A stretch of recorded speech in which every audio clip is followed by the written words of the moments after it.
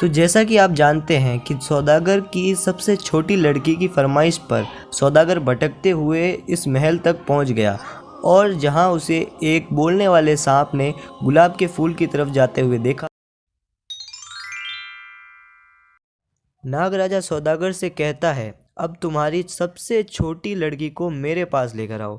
वो मेरे साथ इस महल में रहेगी क्योंकि मैं यहाँ अकेला रहता हूँ और उसके आने से मेरा जी बहल जाएगा। और तुम ये ना समझना कि तुम यहाँ से जाने के बाद मुझसे बच पाओगे, क्योंकि मैं तुमको 10 दिन की मोहलत देता हूँ। खूब सोच लो और समझ लो। 10वें दिन अगर लड़की यहाँ नहीं पहुँची तो मैं खुद तुम्हारे पास पहुँच जाऊँगा और तुम चारों बाप बेटियों को ख़त्म कर दूंगा। लिहाजा भागने की हरगिज़ कोशिश न करना, क्योंकि तुम भागकर जहाँ भी जाओगे मैं तुम्हारा पीछा ज़रूर करूँगा। बेचारा सौदागर नागराजा की बात सुनकर हक्का बक्का रह गया और रोता पीटता वहाँ से अपने गांव रवाना हो गया। वह शाम तक अपने घर पहुँच गया। सौदागर जब दोनों बड़ी लड़कियों को उनके तोहफे, झूमर और साड़ियाँ दे चुका तो गुलाबी की तरफ देखकर रोने लगा। गुलाबी ने पूछा, बाबा जान क्या बात है, आप रोते क्यों हो? बेचारे सौदागर ने नागराजा का सारा किस्सा सुनाया। ये सुनते ही गुलाबी की बहनों ने रोते हुए उसे कोसना शुरू कर दिया और फरमाइश करो गुलाब के फूल की। हमारी तरह अगर तुम झूमर या साड़ी मंगवा लेती तो इस वक्त ये मुसीबत क्यों आती? गुलाबी ने अपने बाप को तसल्ली देते हुए कहा, बाबा जान आप बिल्कुल फिक्र ना करें, आप मुझे नागराजा के पास ले जाइए। ऐसा ना हो कि दिन गुजरने के बाद नागराजा यहाँ आ जाए और मेरे मुंह में खाक आपको और मेरी बहन को डस ले। मैं अपनी बहनों और बाप की जान गंवाना नहीं चाहती। आगे सौदागर ने कहा, बेटी मैं तुझे वहाँ कैसे छोड़ आऊँ? अगर वहाँ तुझे कुछ हो गया तो मैं क्या करूँगा? मैं तुझे एक सांप के हवाले बिल्कुल नहीं कर सकता। इसके बाद में गुलाबी ने अपने बाप को तसल्ली देते हुए कहा, अब्बा जान जिसे अल्लाह रखे उसे कौन चखे। मैंने नागराजा का क्या बिगाड़ा है जो वो मुझे नुकसान पहुंचाएगा। अब 8वें दिन सौदागर ने अपनी बेटी को अपने साथ लिया और शहर की तरफ चल पड़ा और नागराजा के महल में जा पहुंचा। नागराजा ने जब सौदागर को देखा तो कहा, मियाँ सौदागर तुमने अच्छा किया है जो मेरा कहना माना और अपनी लड़की को मेरे पास ले आए। बस अब तुम वापस चले जाओ और बेफिक्र रहो, गुलाबी को यहाँ कोई तकलीफ नहीं होगी। सौदागर ने अपनी बेटी को गले से लगाया और रोता धोता गांव की तरफ लौट गया, लेकिन उसे बेटी का ऐसा सदमा हुआ कि घर आते ही बीमार पड़ गया और हर वक्त अपनी बेटी को याद करता और आंसू बहाता। अब ज़रा गुलाबी का किस्सा सुनिए। वहाँ ये सूरत हाल था कि गुलाबी अच्छे से अच्छा खाती, अच्छे से अच्छा पहनती और अच्छी अच्छी कहानियाँ सुनाकर नागराजा का दिल बहलाती। जब शाम होती और गुलाबी महल के चिरागों को जलाती तो फिर नागराजा हौले हौले गुलाबी के पास आता और कहता, गुलाबी तुम मुझसे शादी कर लो। लेकिन गुलाबी घबराए हुए लहजे में जवाब देती, नागराजा मैं तुमसे डरती हूँ, मुझे तुमसे खौफ आता है। ये सुनकर नागराजा उदास हो जाता है और चुपचाप वहाँ से चला जाता है। इसी तरह कई दिन बीत जाते हैं। बेचारी गुलाबी अपने बाप की जुदाई में उदास उदास रहने लगी और अपने जी ही जी में हर वक्त कुढ़ने लगी। एक दिन का जिक्र है कि गुलाबी अपने कमरे में बहुत उदास और गमगीन थी कि अचानक उसकी नज़र एक चमकदार शीशे पर पड़ी। उसने उसे उठाया तो मालूम हुआ कि वो जादुई शीशा है और उसमें तमाम दुनिया के हालात नज़र आते हैं। कभी तो कोई बाज़ार नज़र आता है जिसमें रंग रंग के कपड़े पहने चलते फिरते दुकानों पर ख़रीद फरोख्त करते लोग नज़र आते हैं। कभी हरे भरे खेत नज़र आते हैं, कभी दरिया नज़र आता है जहाँ कश्तियाँ चल रही है। गुलाबी ने सोचा, क्या ही अच्छा हो अगर मेरे बाबा जान की सूरत इस शीशे में नज़र आ जाए।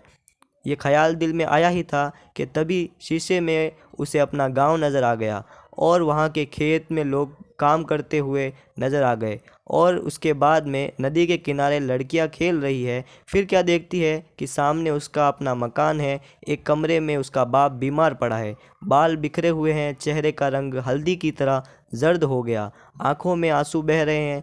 बेचैनी से कभी दाएं और कभी बाएं और करवटें बदल रहा है। तकलीफ़ की शिद्दत की वजह से हाय हाय करता है और गुलाबी गुलाबी कहकर पुकारता है।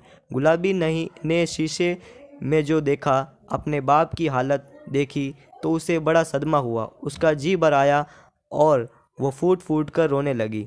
रात को जब नागराजा गुलाबी के पास आया और उसने गुलाबी की ये हालत देखी तो घबरा कर पूछा, गुलाबी क्या बात है, तुमने अपनी ये क्या हालत बना रखी है और रो क्यों रही हो? मुझे जल्दी बताओ कि क्या हुआ है तुम्हें, कोई तकलीफ़ है? गुलाबी ने रोते हुए कहा, मुझे यहाँ कोई तकलीफ़ नहीं है, लेकिन मेरा बूढ़ा बाप, ये तुम खुद ही शीशे में देख लो, वो बेचारा तो मरने के करीब आ गया है। खुदा के लिए मुझे मेरे बाप के पास जाने दो, मैं अपने बाप की तीमारदारी करूंगी और मैं तुमसे वादा करती हूँ कि जब मेरा बाप ठीक हो जाएगा तो मैं लौट कर वापस फिर तुम्हारे पास आ जाऊंगी। इसके बाद नागराजा ने कहा, ठीक है, ये सामने वाली छोटी अलमारी खोलो, इसके सबसे नीचे वाले खाने में एक लकड़ी का छोटा सा संदूक मिलेगा, उसमें एक चांदी की अंगूठी है, तुम उसे पहन लो, देखते ही देखते तुम अपने बाप के घर पहुंच जाओगी। मेरी तरफ से भी अपने बाप की खैरियत पूछना, अल्लाह तेरे बाप को बहुत जल्द अच्छा कर देगा। गुलाबी ने जल्दी से अलमारी खोलकर उसमें से संदूक निकाला और चांदी की अंगूठी निकाल कर अपनी उंगली में पहन ली। जैसे ही उसने में अंगूठी पहनी, उसे महसूस हुआ कि गोया वो फिज़ा में उड़ रही है और ठंडी ठंडी हवा जो लगी तो उसे नींद आ गई। जब उसकी आंख खुली कि अपने बाप के घर में खड़ी थी, वह दौड़ती हुई अपने बाप के कमरे में गई और फिर बाबा बाबा कहती हुई बाबा से लिपट गई। अपनी बेटी को देखा तो खुशी से बाग बाग हो गया, उसे गले से लगाया, आहिस्ता से मुस्कुराते हुए कहने लगा, मेरी बेटी गुलाबी आ गई है, अब मैं अच्छा हो जाऊंगा। और हुआ भी ऐसा ही। गुलाबी ने अपने बाप की ऐसी खिदमत की कि थोड़े ही दिनों में भला चंगा हो गया और अपना काम काज करने लगा।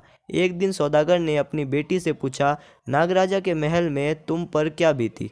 बेटी ने सारा किस्सा कह सुनाया। इसके बाद में कहने लगी, बाबा जान, और तो सब बातें छोड़िए, सबसे ज़्यादा अजीब बात तो ये है कि हर रोज़ शाम को जब चिरागों में रोशनी होती है, नागराजा मेरे पास आता है और कहता है, गुलाबी तुम मुझसे शादी कर लो। सौदागर ने पूछा, बेटी तुम नागराजा के इस सवाल पर क्या जवाब देती हो? गुलाबी ने कहा, मैं कहती हूँ नागराजा, मैं तुमसे डरती हूँ, तुमसे मुझे खौफ आता है। और मेरा ये जवाब सुनकर नागराजा वहाँ से चला जाता है। ये सुनकर सौदागर किसी गहरी सोच में पड़ गया और बड़ी देर तक वो सर झुकाए बैठा रहा। इसके बाद कहने लगा, बेटी अब की बार अगर नागराजा यही बात तुमसे कहे तो तुम उसको ये जवाब देना, मैं तुमसे शादी करने के लिए तैयार हूँ। गुलाबी ने हैरान होकर कहा, नागराजा से शादी? बाबा जान, ये आप क्या कह रहे हैं? ये एक सांप है और मैं इंसान हूँ, क्या मैं एक सांप से शादी कर लूँ? बाप ने अपनी बेटी को मुस्कुराकर जवाब दिया और कहा, हाँ बेटी, इस बात में मुझे कुछ भेद ज़रूर लगता है, तू मेरा कहना मान कर तो देख तो सही कि खुदा क्या करता है। गुलाबी ने कहा, अच्छा अब्बा जान, अब की बार मैं आपके कहने पर ऐसा करूँगी। अब सौदागर बिल्कुल सेहतयाब हो गया। गुलाबी ने वापस जाने की तैयारी शुरू कर दी, अपनी बहनों से और बाप से मिली और हाथ में अंगूठी पहन ली। उसे ऐसा मालूम हुआ कि गोया वो हवा में उड़ती जा रही है। उसकी आंखें नींद के खुमार से बंद हो गई और जब उसकी आंखें खुली तो देखती क्या है कि नागराजा के महल में खड़ी है।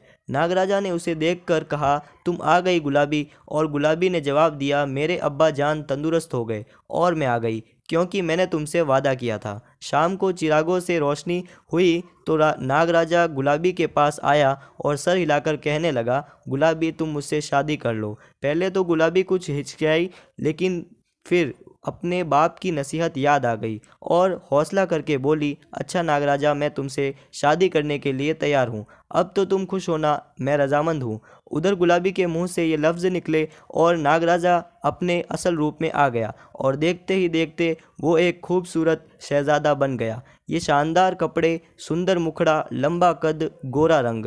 गुलाबी ने हैरान होते हुए कहा, अरे ये क्या, वो सांप कहाँ गया? शहज़ादे ने मुस्कुराते हुए जवाब दिया, बात यह है गुलाबी, मुझे एक जालिम जादूगरनी ने जादू के ज़ोर से इंसान से सांप बना दिया था और उस जादू का तोड़ ये बताया था कि जब कोई लड़की तुमसे शादी करने पर खुद तैयार हो जाएगी तो तुम सांप की शक्ल को छोड़कर अपनी असली शक्ल में वापस आ जाओगे। तुमने बड़े हौसले का काम किया है जो एक सांप से शादी करने पर राज़ी हो गई। तुम ही ने मुझे फिर से ये नई ज़िंदगी बख्शी है। अब तुम मेरे साथ चलो, मेरे बाप एक बहुत बड़े मुल्क के बादशाह है, वो ऐसी अच्छी बहू को देखकर बाग बाग हो जाएंगे। लेकिन मेरे अब्बा जान और मेरी बहनें, ऐसा गुलाबी ने पूछा। शहज़ादे ने उनसे कहा कि उनको भी मैं अपने पास बुलवा लूँगा। शहज़ादा गुलाबी उसके बाप और बहनों को साथ लेकर अपने मुल्क चला गया। अपने बेटे को देखकर निहाल हो गया और फिर धूमधाम से गुलाबी और शहजादे की शादी हो गई। शहजादे ने जब अपने बाप के मरने के बाद गद्दी संभाली तो सौदागर को अपना वज़ीर मुकर्रर कर दिया और यूं वो सब हंसी खुशी रहने लगे।